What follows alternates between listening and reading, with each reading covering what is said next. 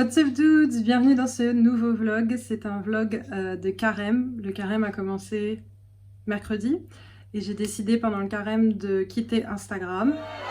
J'avais déjà fait ça il y a quelques années, je sais plus si c'était en 2019 ou en 2020. Mais j'avais déjà fait une détox d'Instagram pendant le carême et là j'ai décidé de faire la même chose. Mais j'ai décidé du coup de peut-être vlogger mon expérience de carême, ce que je vais faire pendant le carême et que je vais du coup pas partager sur les réseaux sociaux. Comme vous pouvez le voir à ma mine fatiguée, je suis encore en chiffre de nuit. Ça ne s'arrête jamais. Je suis en chiffre de nuit, c'est faux, ça s'arrête demain, c'est mon dernier jusqu'à juin je crois. Donc voilà, je suis fatiguée, mais aujourd'hui il fait beau. Et aujourd'hui, en bonne anglaise d'adoption, je vais aller à un match de foot. Je sais même pas comment j'ai trouvé la force en moi. Je suis allée à la gym tout à l'heure, enfin à la salle de sport tout à l'heure, pour rester éveillée parce que je me disais si je fais l'erreur de faire une sieste avant d'aller au match, j'irai jamais. Mon corps pèsera une tonne et je pourrai jamais me lever. Du coup là, je vais aller au stade, je vais essayer au maximum de vlogger si j'oublie pas et si je m'endors pas. Et voilà. Et on se retrouve bientôt pour la suite d'une update de ce vlog de carême. Suivez-moi.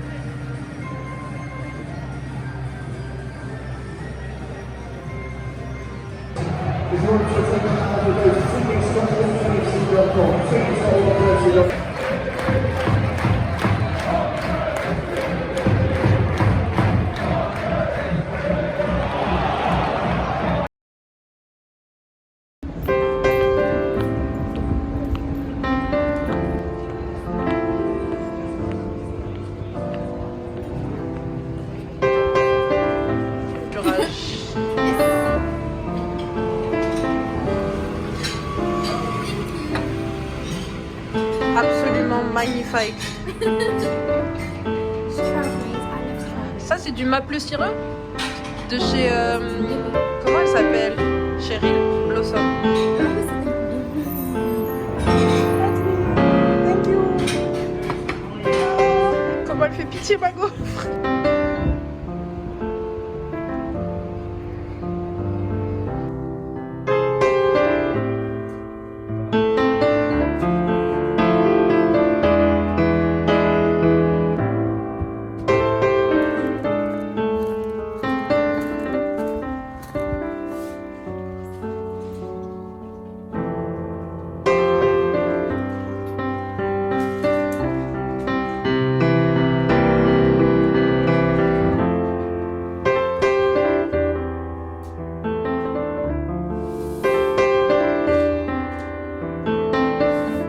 What's up dudes? Bienvenue dans ce nouveau vlog, le premier vlog je pense de peut-être une série de vlogs de carême. Du coup je voulais juste vous expliquer en fait pourquoi je faisais le carême.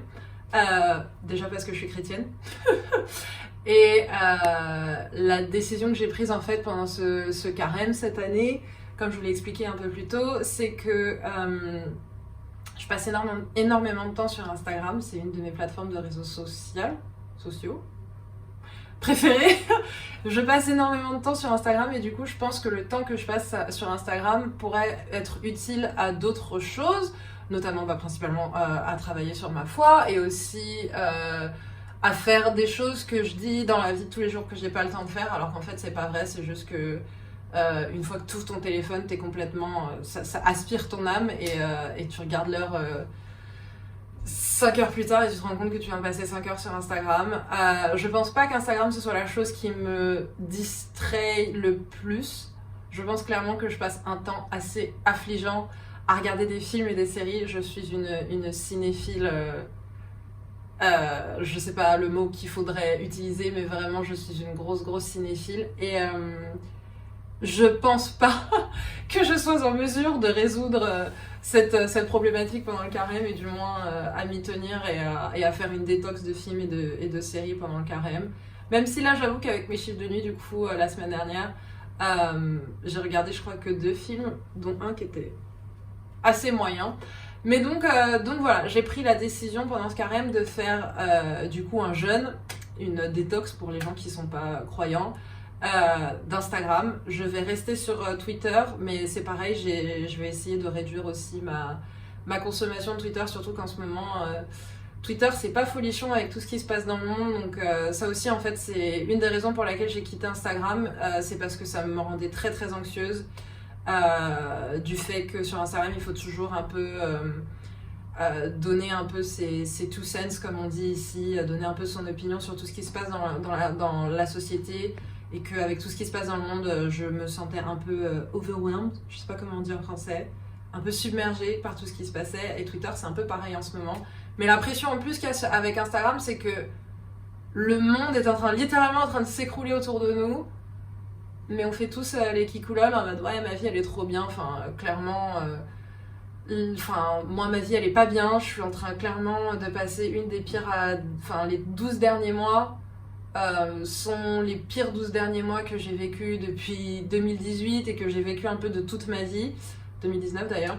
Mais donc voilà, donc j'ai décidé de tout couper. Je pense que ça va me faire du bien de me recentrer sur ce qui est important. Je vais aussi essayer comme d'habitude de ne pas boire d'alcool et de réduire ma consommation de sucreries, parce que j'ai vraiment, moi, le sucre, c'est ma vie, et j'ai toujours envie de manger une petite pâtisserie, un petit truc, une petite friandise, un truc machin. Et je vais essayer de réduire ça, voilà, pour faire une détox aussi.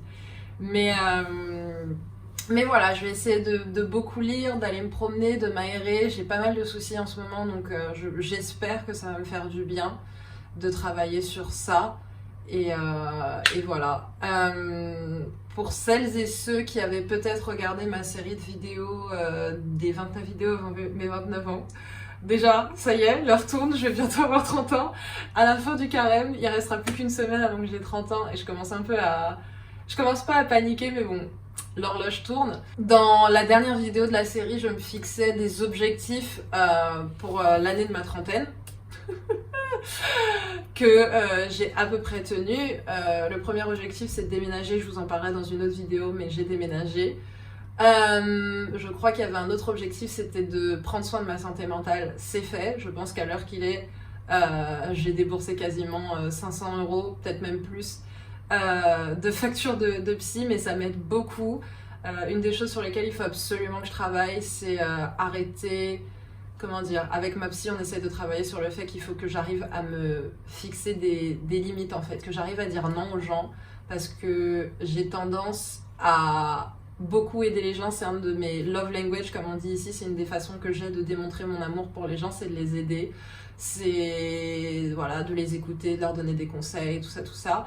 Et en fait, je pense que les gens commencent un peu à me vampiriser, et j'arrive pas à mettre de la distance et à dire aux gens à un moment stop, parce que souvent en fait c'est que ces gens-là, je suis là pour eux quand ils ont besoin de moi, mais quand moi j'ai besoin d'eux, ils sont pas là pour moi, et c'est surtout ça en fait qui me... Voilà, il n'y a pas de réciprocité dans l'amour, dans l'échange, dans l'amitié, tout ça, et moi c'est un truc qui me mine, donc je vais essayer de travailler là-dessus pendant le carême. Reprendre contact avec ma psy, c'est vraiment quelque chose qui m'a aidée ces 6 derniers mois, parce que je l'ai pas fait tout de suite. Mais vraiment, je crois que j'ai repris contact avec elle en septembre, j'ai eu ma première séance en octobre, et ouais, ça m'a beaucoup aidé, donc vraiment pensez-y. Je sais qu'en ce moment, en France du moins, apparemment, la sortie de l'album de Stromae fait qu'il y a encore un renouveau dans le dialogue sur la santé mentale, et vraiment, il n'y a pas de tabou, surtout ici. Moi, j'ai toujours vraiment été transparente à l'épaule de mon blog, j'en ai déjà parlé, j'en parle depuis longtemps, j'ai beaucoup pas beaucoup, mais j'ai des problèmes de santé mentale. Je fais beaucoup d'anxiété. J'ai eu 2 épisodes dépressifs cette année, notamment un il y a 2 semaines, dont j'ai pas parlé à ma famille. Donc salut ma famille si vous regardez, désolée. Mais ma psy était à ça de... Bah, elle a d'ailleurs suggéré de me prescrire des antidépresseurs parce qu'elle avait peur pour mon intégrité physique. Voilà, donc je vous laisse comprendre ce que ça veut dire, mais voilà, j'essaie de remonter la pente. J'espère que ce jeûne, cette détox pendant le carême va me faire du bien pour me recentrer. Et le troisième objectif que je m'étais fixé, c'était de me remettre au sport et de prendre soin de mon cœur. Et ça, je l'ai fait, je me suis inscrite à la salle, j'essaie d'être régulière. Il y a ma copine Justine qui m'a... Voilà, qui de temps en temps, qui check un peu pour voir si je suis assidue, check mon assiduité.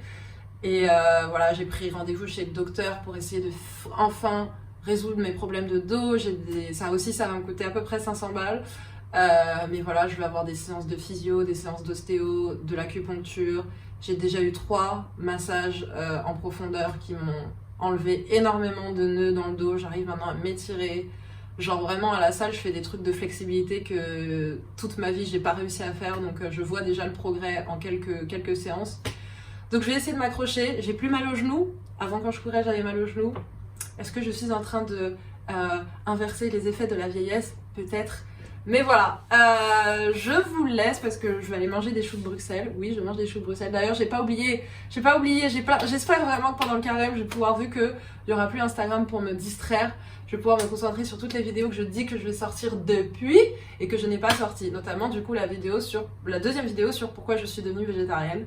Donc voilà, je ne vous oublie pas. J'ai chanté la chanson de Céline Dion sur l'air de Michael Jackson. C'est pas Michael Jackson, c'est R. Kelly. You are not alone. Ouais, c'est R. Kelly. Je m'auto-cancel. Allez, bisous, Armel out.